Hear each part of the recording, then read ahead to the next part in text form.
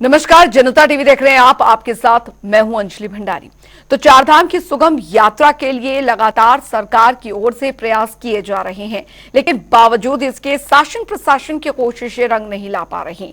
तीर्थ यात्रा को आए कई श्रद्धालु जो हैं वो धामों के दर्शन के बिना ही घरों को लौटने लगे हैं। प्रशासन ने अस्थायी पंजीकरण व्यवस्था भी शुरू की थी, लेकिन अब तक करीब 4000 तीर्थयात्री ऋषिकेश से घर लौट गए। देखिए खास रिपोर्ट। चारधाम यात्रा में इस बार श्रद्धालुओं के पंजीकरण की संख्या रिकॉर्ड तोड़ रही है। बुकिंग लगातार फुल होती नजर आ रही है। यही वजह है कि ऑफलाइन पंजीकरण पर रोक लगानी पड़ी। पंजीकरण बंद होने पर ऋषिकेश में रोके गए करीब 12,000 तीर्थयात्रियों को धामों के दर्शन कराने के लिए प्रशासन ने अस्थायी पंजीकरण व्यवस्था भी शुरू की।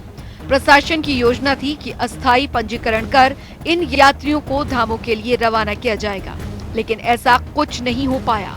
सोमवार शाम करीब 5 बजे प्रशासन ने अस्थायी पंजीकरण व्यवस्था भी बंद कर दी, जिसके बाद करीब 4000 तीर्थयात्री ऋषिकेश से घर लौट गए।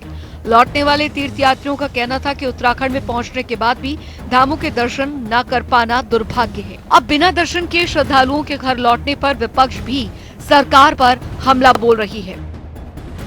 कांग्रेस प्रदेश उपाध्यक्ष मथुरा दत्त जोशी का कहना है कि सरकार खोखले दावे कर रही है। बहुत से यात्री बिना दर्शन के वापस लौट गए।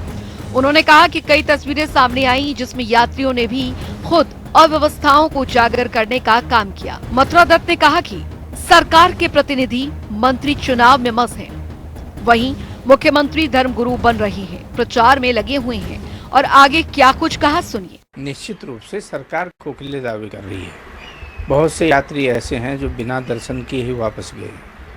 आपने गंगोत्री का सीन देखा होगा, यमुनोत्री का सीन देखे आप। बड़कोट में यात्रियों ने आप लोगों से ही बात करते हुए कितनी सरकार के असफलताओं को उजागर किया, सरकार की अव्यवस्थाओं को उजागर करने का काम किया। सरकार की चारधाम यात्रा बिल्कुल पटरी से उतर चुकी है, फेल हो चुकी है। सरकार ने कोई अपने बंदोबस्त ही नहीं किए। सरकार के प्रतिनिधि मंत्री चुनाव में मस्त हैं, मुख्यमंत्री जी धर्मगुरु बन रहे हैं, प्रचार में मस्त हैं, उनका कोई और दूसरा काम नहीं था। अधिकारी मौज मस्ती में फिर रहे हैं, कोई अधिकारी सिंसियर था नहीं। जिलाधिकारियों को कोई मतलब है नहीं, सारे जिलाधिकारी उससे हाथ से निकल गए हैं इनके। और जो पर्यटन मंत्री या धर्मस्व मंत्री हैं उनकी तो भगवान मालिक है। वो तो कभी कभी उतरते हैं यहाँ, विदेश में रहते हैं कि पता नहीं कहाँ रहते हैं। तो कुल मिला के सरकार की चारधाम व्यवस्था बिल्कुल फेल है, अव्यवस्थाओं का अंबार है। बहुत से लोग, 4000 से अधिक लोग, जो रिपोर्ट आई है 5000 के लगभग लोग बिना दर्शन किए आक्रोश व्यक्त करते हुए वापस गए हैं। आप कितना ही कह रहे हैं, आप व्यवस्था ही नहीं कर पाए।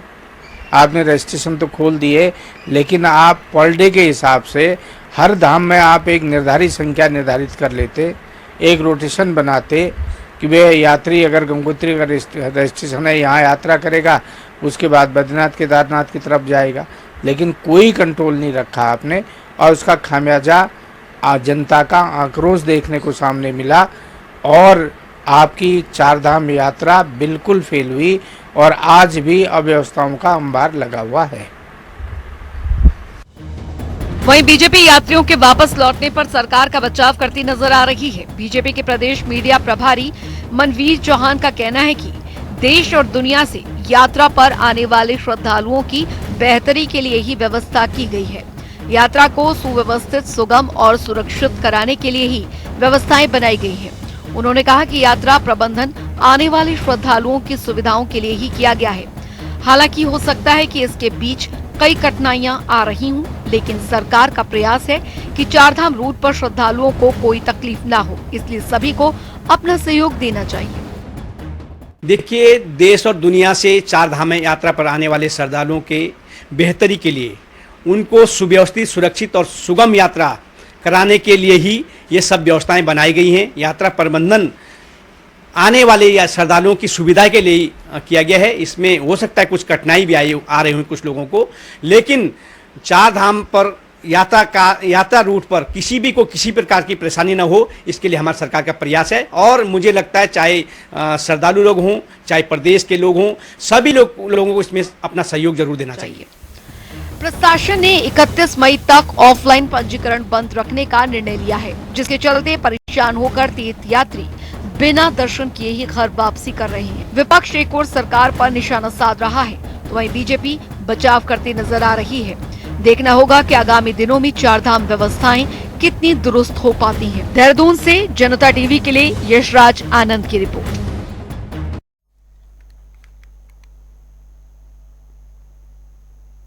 उधर आपको बता दें कि दरअसल चारधाम यात्रा 10 मई से शुरू हो चुकी है, तो वहीं आने वाले समय में मानसून के बीच चारधाम यात्रा मार्गों में होने वाली दिक्कतों का खासा जो ध्यान है वो यहां पर रखा जा रहा है। बता दें आपको, तो वहीं आने वाले समय में मानसून के बीच चारधाम यात्रा मार्गों में होने वाली खराबी के लिए लोक निर्माण विभाग ने कमर कस ली है। इस बात को लेकर लोक निर्माण विभाग के सचिव डॉक्टर पंकज कुमार पांडे ने कहा है कि जिन जगहों पर बारिश की वजह से लैंडस्लाइड या फिर रोड ब्लॉक की स्थिति हो सकती है, वहां पर जेसीबी मशीनों को रखने की तैयारी है। साथ ही उन्होंने कहा कि हाईवे से हटकर वैकल्पिक मार्गों को भी हमने चुस्त दुरुस्त किया हुआ है, ताकि जरूरत पड़ने पर यातायात को उन जगहों से संचालित किया जा सके।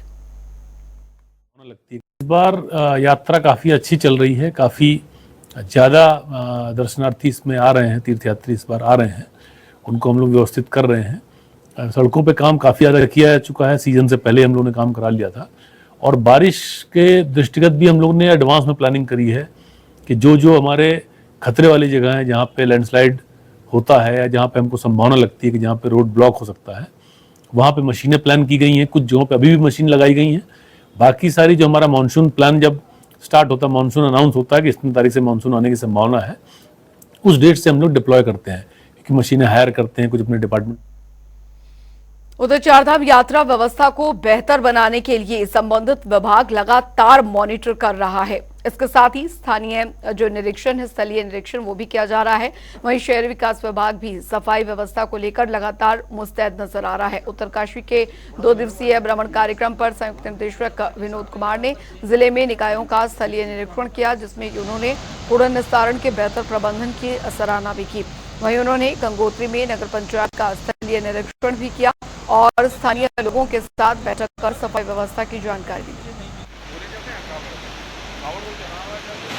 अभिनव प्रयोग इस बार किया गया है, क्योंकि यहाँ पर टेम्परेचर बहुत कम रहता है, जिस कारण जो ऑर्गेनिक जितना भी वेस्ट आता है वो डिकम्पोज नहीं हो पाता। बिल्कुल के सहयोग से एक ऑर्गेनिक कंपोस्टर जिसकी क्षमता है 2 मैट्रिक टन, वो यहाँ पर लगाया गया है, और ये इस तरह का प्रयोग अभी प्रदेश भर में पहली जगह हो रहा है। और ये बहुत ही अच्छा हो जाएगा कि जितना भी ऑर्गेनिक यहाँ पर वेस्ट आएगा उसको ये डिकम्पोज करेगा। उधर चारधाम यात्रा के दौरान धामों के 50 मीटर के दायरे में यात्रियों द्वारा रील बनाने के खिलाफ ऑपरेशन मर्यादा के तहत उत्तराखंड की मित्र पुलिस सख्ती से कार्रवाई कर रही है। बता दें कि आजी गढ़वाल करण सिंह नैनियाल ने कहा है कि दरअसल कानूनी प्रक्रिया के तहत पुलिस एक्ट 81 के तहत रील बनाने वाले शख्स का मोबाइल फोन लेकर रील डिलीट की जाती है और आर्थिक दंड भरना पड़ता है। साथ ही उन्होंने कहा है कि चमोली जनपद में अब तक 70 लोगों के खिलाफ कार्रवाई की जा चुकी है और इसी तरह ऑपरेशन मर्यादा के तहत केदारनाथ मार्ग पर अब तक 66 लोगों के खिलाफ मुकदमे दर्ज किए गए हैं। ये जो 50 मीटर रील बनाने वाला है उसमें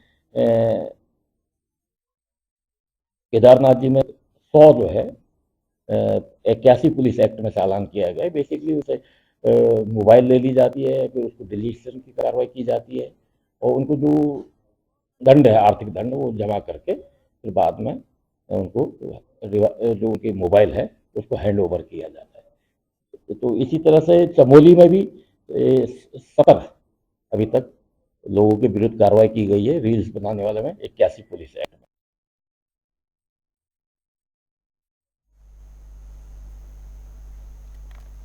उधर आपको बता दें कि उत्तराखंड सरकार ने चारधाम यात्रा में स्वास्थ्य सेवाओं को बेहतर करने का जो दावा किया था वो खोखला साबित हुआ। ऐसा हम इसलिए कह रहे हैं क्योंकि 10 मई से शुरू हुए चारधाम यात्रा में श्रद्धालुओं की बढ़ती संख्या के साथ मौत का आंकड़ा भी डराने वाला है।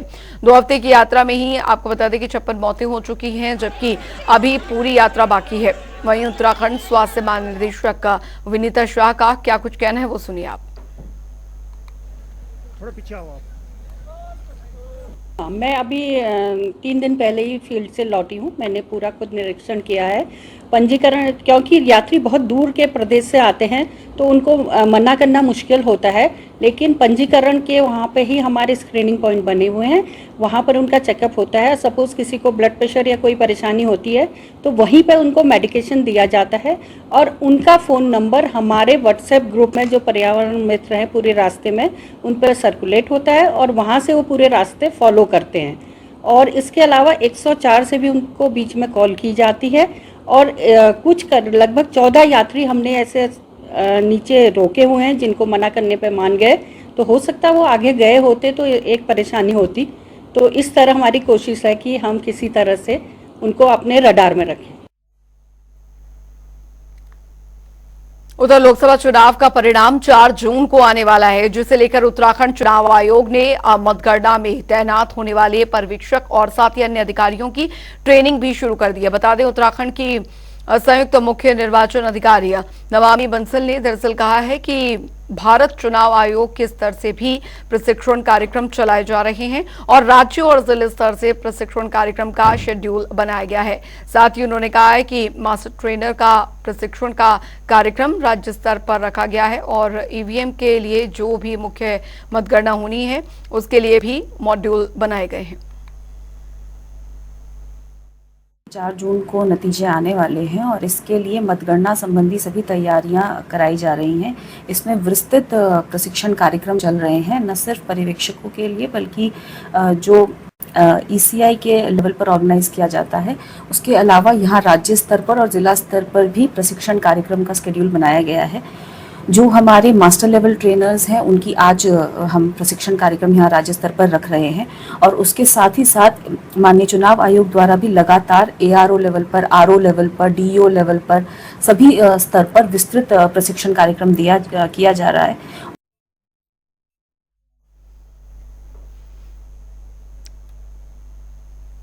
उधर आपको बता दें कि हल्द्वानी शहर में प्रस्तावित 13 चौराहों और साथ ही सड़कों के चौड़ीकरण कार्य में तेजी लाने को लेकर डीएम ने अधिकारियों को जरूरी दिशा निर्देश जारी किए हैं। बता दें कि डीएम ने चौराहों के चौड़ीकरण में यूटिलिटी शिफ्टिंग के लिए दरअसल एसडीएम हल्द्वानी और सिटी मजिस्ट्रेट को नोडल अधिकारी नियुक्त किया है, जिससे कि नोडल अधिकारी नामित होने से विभिन्न विभागों के बीच समन्वय रखेगा और साथ ही साथ मौके पर होने वाली समस्याओं का आसानी से निस्तारण भी होगा।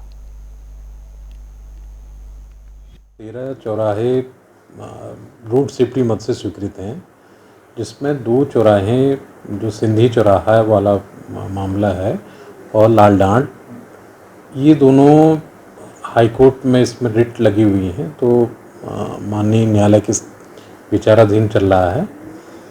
और बाकी जो अन्य चौराहे तिराहे हैं उनमें हमारी प्रगति निरंतर गतिमान है। इसमें हम लोग अगर रामपुर रोड की बात करें तो सबसे पहले जो रामपुर रोड में पंचायत चौराहा है, ये मोस्ट प्रॉब्ली हम लोग विद इन ए वीक इसमें कंप्लीट कर लेंगे। इसमें पेड़ों की कटने का कार्य भी हो चुका है। एक्चुअली में इसमें थोड़ी सी देरी पोल शिफ्टिंग और पेड़ों की कटाई के कारण हुआ है और अब ये भी प्रक्रिया हमारी लगभग पूर्ण हो चुकी है। अब पेड़ों की काटने की प्रक्रिया आरंभ हो चुकी है, तो इसलिए उसमें सबसे पहले पंचायत का चौराहा ले लिया है। इसके अलावा अन्य चौराहों की बात करें तो इसमें लामा चौड़ चौराहा है, इसमें भी हम लोगों ने काफ़ी काम कर लिया है। इसमें रोड के दोनों साइड काफ़ी बड़े नाले हैं, उसके लिए हमने ह्यूम पाइप मंगवाए थे। संभवतः है कल या परसों को वो भी डिलीवर हो रहे हैं। चौड़ीकरण और चौराहों के चौड़ीकरण के जो प्रोजेक्ट्स चल रहे हैं उसमें कुछ मामले माननीय न्यायालय में भी गए थे, जिसके क्रम में एक समिति गठित करी गई थी और समिति अभी सभी को नोटिस देकर, अवसर देकर सुनवाई कर रही है।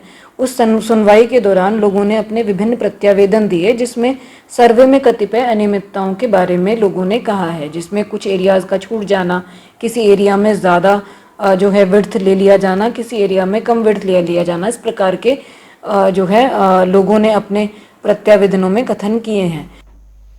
उधर उत्तराखंड के देहरादून के बिल्डर सुसाइड मामले में दरअसल दक्षिण अफ्रीका के उद्योगपति गुप्ता बंधु को पुलिस ने गिरफ्तार कर लिया है। अनिल गुप्ता और अजय गुप्ता के खिलाफ नामजद मुकदमे के बाद अब पुलिस ने गिरफ्तार कर कोर्ट में पेश कर दिया है। बता दें कि गुप्ता बंधुओं पर आरोप था कि उन्होंने पहले साहनी के साथ पार्टनरशिप की और अब धमकी दे रहे थे।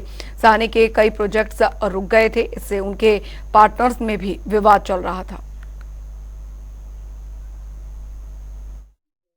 रिमांड के लिए पेश किया था इनको, तो कोर्ट ने जुडिशियल कस्टडी में भेज दिया है मुलजिम को, और बेल एप्लीकेशन लोअर कोर्ट में हमने फाइल करी आज, उसका भी रिजल्ट अवेटेड है। बेल एप्लीकेशन हमने डाल दिया आज लोअर कोर्ट में, तो उस पर अभी निर्णय बाकी है। हमारे हिसाब से तो डिफेंस की तरफ से मुकदमा अच्छा है, और इनके खिलाफ जो सुसाइड नोट मिला है उसमें अक्यूज़ के लिए कुछ ऐसी बात है नहीं, तो बेल हो जानी चाहिए। इनका एक फाइनेंशियल ट्रांजैक्शन था, ज़्यादा लीगल बात तो मैं नहीं बता पाऊंगा, बट फाइनेंशियल ट्रांजैक्शन था, तो आपस में पैसे के लेन देन और एक आपस में एक जो एग्रीमेंट हुआ उससे संबंधित वाद विवाद था। ये इन लोगों का आपस में कंस्ट्रक्शन का मामला है, पैसे का लेन देन है, दोनों कंपनीज़ में कुछ पार्टनरशिप थी। ज़्यादा डिटेल में आपको मुकदमे के संबंधित नहीं बता पाऊँगा, पर ये कुछ पैसे का लेन देन का मामला था। तो उत्तराखंड में मशहूर बिल्डर सत्येंद्र साहनी के आत्महत्या करने के मामले में अब सियासत भी शुरू हो गई है।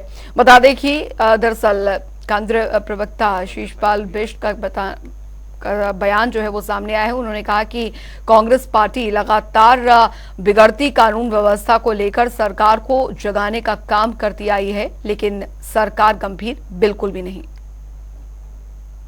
पुलिस ने रिमांड के लिए पेश किया, देखिए पुलिस ने रिमांड के लिए पेश किया था इनको, तो कोर्ट। देखिए, भाजपा के नेता क्या कह रहे हैं क्या नहीं कह रहे हैं इससे मुझे कोई लेना देना नहीं है, लेकिन राज्य में कानून व्यवस्था नाम की चीज नहीं है, और हम लगातार इस मुद्दे को उठाने का काम कर रहे हैं। अगर राज्य में कानून व्यवस्था होती तो आप बताए ना, सत्येंद्र साहनी को 8वीं मंजिल से कूद करके आत्महत्या करनी पड़ती। मरने से पहले उन्होंने जो है अपनी शिकायत जो है पुलिस के उच्चाधिकारियों तक पहुंचाई थी, फिर भी जो है उस पर कोई कार्रवाई नहीं हुई। आखिर किसके दबाव में जो है अपराधियों को संरक्षण दिया जा रहा था। और आपने देखा जिस तरीके से जो है राज्य स्थापना दिवस के दिन जो है सचिवालय के बगल में 20 करोड़ की डकैती होती है रिलायंस ज्वेलरी शोरूम में, और जिस तरीके से जो है चुनाव के दौरान गुरु नानक मत्ता के सर्वे सर्वा जो है तरसेम जी की हत्या होती है, तो क्या राज्य में कानून का राज है? कानून व्यवस्था तो कोई दिखाई नहीं दे रही। आए दिन जो है हत्याएं हो रही हैं, बलात्कार हो रहे हैं, जो है डराने धमकाने के तमाम मामले सामने आ रहे हैं। और चलिए अब रुक करेंगे 2 मिनट में 10 बड़ी खबरों की और फटाफट अंदाज में। पंजाब में उत्तराखंड के सीएम पुष्कर सिंह धामी ने कांग्रेस और आम आदमी पार्टी को घेरा, प्रबुद्धजनों के साथ किया संवाद, कहा कांग्रेस को वोट देने से पहले याद कर ले 84 की दंगे। चारधाम यात्रा को लेकर एक और फैसला, पीसीएस अफसर अशोक कुमार और पंकज को मिली केदारनाथ बद्रीनाथ की जिम्मेदारी, यात्रा मजिस्ट्रेट किया गया नियुक्त। चारधाम यात्रा में स्वास्थ्य व्यवस्था बेहतर के दावे फेल, 2 हफ्तों में 56 श्रद्धालुओं की हुई मौत। चारधाम यात्रा में फर्जी रजिस्ट्रेशन के मामले आए सामने, आईजी गढ़वाल करण सिंह रंगियाल ने दी जानकारी, कहा भीड़ को बढ़ते देख कुछ तत्व इसी में एडिट करके ऐप में जाकर फर्जी तरीके से कर रहे रजिस्ट्रेशन। देहरादून में एजीसीएम 3rd में दरअसल पुलिस ने किया गुप्ता बंधु का पेश, कोर्ट ने बेल एप्लीकेशन पर पुलिस से मांगी रिपोर्ट। देहरादून में पुलिस ने अस्थित पार्किंग और साथ ही अस्थायी अतिक्रमण पर चलाया अभियान, अतिक्रमण करने वालों पर की चालान की कार्रवाई। उत्तरकाशी में चारधाम यात्रा पर श्रद्धालुओं का नदी में फिसला पैर, मौके पर फायर कर्मी ने महिला को किया रेस्क्यू, करीब 20 मीटर तक बह गई थी महिला। देहरादून में पत्रकार सम्मान समारोह का आयोजन, पत्रकारिता जगत में उत्कृष्ट कार्य करने वाले पत्रकारों को किया गया सम्मानित। कार्यक्रम की शुरुआत देवर्षि नारद जी और भारत माता के चित्र के समक्ष दीप प्रज्वलित कर की गई। मसूरी में पर्यटन सीजन हुआ शुरू, एसडीएम के निर्देश के बाद भी संबंधित अधिकारियों ने नहीं किया कार्य, अव्यवस्था के चलते लोगों में दिखा आक्रोश। देहरादून में बिल्डर की हत्या का मामला, पुलिस ने घटना में शामिल 3 आरोपियों को किया गिरफ्तार, दोनों ने मृतक को प्रताड़ित कर झूठी शिकायत देकर जेल भेजने की दी थी धमकी।